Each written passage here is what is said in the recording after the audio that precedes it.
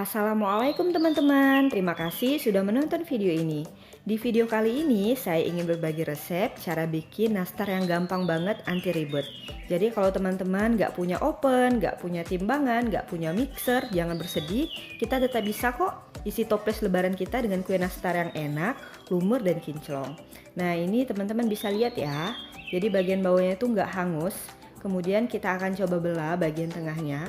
Nah ini nastarnya tuh lembut banget. Kalau misalnya kita makan masuk ke mulut itu lumer, jadi dia nggak keras sama sekali adonan dari nastar ini. Ya udah yuk langsung aja kita cek cara pembuatannya. Tapi jangan lupa ya bantu tekan tombol subscribe-nya dan like video ini.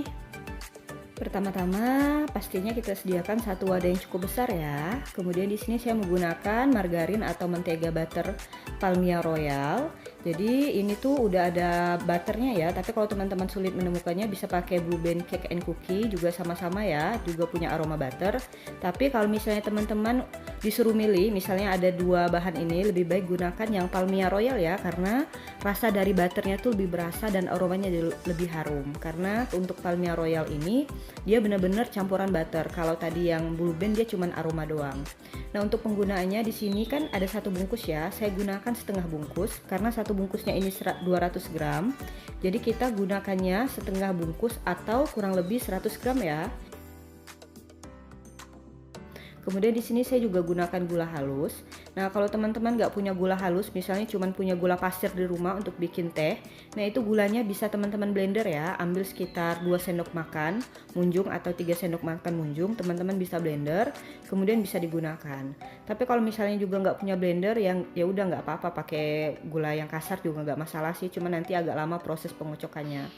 Nah, di sini untuk penggunaannya saya gunakan takaran sendok segini ya teman-teman. Jadi saya gunakan sebanyak 3 sendok makan. Per sendoknya ini kurang lebih sebanyak 13 gram. Jadi kurang lebih untuk gula halusnya kita gunakan sebanyak 40 gram ya teman-teman. Untuk takaran mentega 100 gram. Kemudian di sini saya akan kocok. Nah kita bisa gunakan pengocok telur atau whisk. Kalau nggak punya juga bisa gunakan sendok atau garpu. Nah ini kita agak lama ya mengocoknya, sekitar 2-3 menit sampai menteganya itu lembut dan warna agak keputihan. Nah ini saya tambahkan 1 butir kuning telur, sama kita kocok lagi. Kemudian bahan selanjutnya di sini saya tambahkan susu bubuk dan kau ya. Ini yang beratnya 27 gram, satu bungkus kita kocok juga. Dan nah ini dia rahasianya agar nanti nastar yang kita bikin itu jadi lembut dan lumer, yaitu penambahan tepung maizena sebanyak 20 gram atau kurang lebih 2 sendok makan ya teman-teman. Dan bahan yang terakhir adalah penggunaan tepung terigu. Nah, di sini takaran sendoknya segini ya. Jadi 1 sendok ini sekitar 15 gram. Saya gunakan sebanyak 8 sendok makan atau kurang lebih 120 gram. Jadi nanti ketika teman-teman mengaduknya nih, menyatukan semua bahan itu dirasa kalau terlalu lembek banget, itu bisa tambahin sedikit sejumput tepung. Tapi kalau misalnya udah bisa dibentuk, nah teksturnya udah kayak gini tuh, berarti udah cukup. Udah bisa kita bentuk untuk jadi adonan nastar. Kemudian, nah ini selai nanasnya yang saya bikin sendiri. Ini rasanya tuh enak banget selainya, kemudian aromanya harum, dan insya Allah bisa awet sampai 1 tahun. Insya Allah nanti malam atau besok videonya akan saya upload cara membuat selai nanas ini. Kemudian nanti linknya juga akan saya tulis di bagian deskripsi. Nah ini pastikan tangan kita udah bersih. Kemudian untuk selainya ini harus kita bulat-bulatkan dulu. Dan tangan kita nggak usah basah ya, ini untuk mempermudah nanti proses pengisian dari kue nastarnya. Oke, ini akan saya bulatkan dulu sebanyak 50 bulatan, jadi nanti mempermudah kita untuk mengisi. Nah ini udah selesai, dapat sekitar 30 bulatan. Kemudian tidak lupa kita sediakan memang sarangan kukusan atau loyang yang kita gunakan untuk membakar nantinya. Nah tidak lupa kita olesi dengan mentega ya. Jadi bagian atas loyangnya ini akan kita oles secara merata agar nanti nastarnya itu tidak lengket. Nah ini saya mulai ambil sedikit, kita bulatkan. Nah jika udah bulat barulah kita pipihkan, kita tipiskan kulitnya. Baru kita kasih bagian tengahnya dengan selai. Nah ini untuk kulitnya upayakan tipis ya teman-teman agar nanti matangnya itu sempurna. Nah ini udah bulat seperti ini. Langsung aja kita simpan di atas sarangan atau loyang yang udah kita olesi dengan mentega. Oke, ini akan saya lanjut ya teman-teman untuk membuat nastarnya.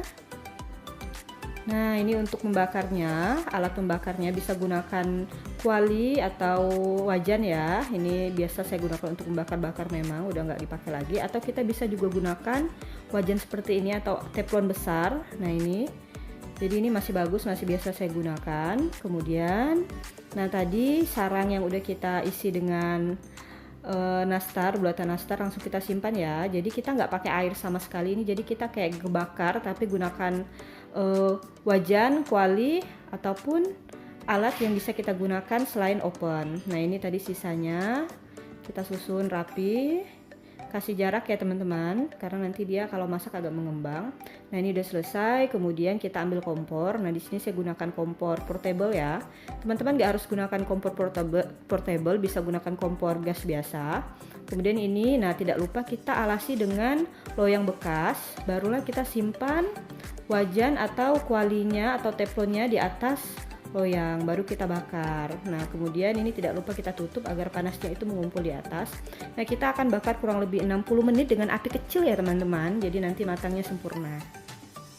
Nah sambil menunggu dia matang, kita akan bikin olesan atasannya. Nah di sini sediakan 2 wadah kecil, kemudian saya gunakan 1 butir telur ayam.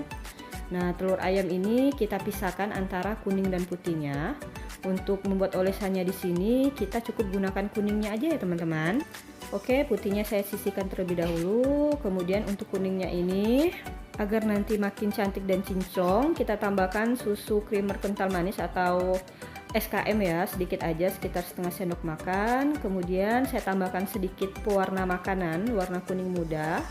Kalau punya kuning cerah juga boleh, sedikit aja, sekitar 3-4 tetes. Nah tidak lupa juga saya tambahkan sedikit madu agar nanti warnanya makin cantik ya. Jadi nanti warna dari nastar itu dia kayak glowing gitu, kinclong. Nah udah selesai, kita akan cek nastarnya. Nah ini setelah 60 menit saya bakar dengan api kecil, kemudian bawahnya kita alasi dengan loyang. Udah lumayan matang ya, udah setengah matang, barulah kita olesi dengan kuning telur. Jadi ini tuh caranya agar nanti warna dari nastar ini tetap cantik ya teman-teman. Jadi warnanya itu nggak oranye atau nggak hitam, tapi tetap cantik kuning kinclong kayak gitu. Jadi kita mengolesinya ketika nastarnya udah lumayan matang atau udah setengah matang. Oke, ini udah selesai. Saya tutup kembali, kita bakar lagi selama 30 menit ya teman-teman dengan api kecil agar nanti nastarnya ini benar-benar matang sempurna dan bagian atasnya juga matang. Nah ini setelah 30 menit saya bakar ulang. Ini udah matang ya teman-teman, kita dinginkan dulu. Kemudian kita bisa sediakan toples. Nah barulah kita isi dengan nastar yang udah dingin, kita susun. Ini dapatnya kurang lebih 1 toples ya teman-teman, sebanyak 43 nastar. Kemudian kita akan lihat, nah ini bagian bawahnya. Jadi bagian bawahnya tuh nggak hangus sama sekali dan bagian atasnya tuh cantik ya, kinclong, glowing gitu. Dan ini teksturnya lembut banget, kalau dimakan tuh lumer ya di mulut. Nah ini aromanya juga harum. Terima kasih sudah menonton video ini. Salam dari saya Nada Rafika TV. Assalamualaikum.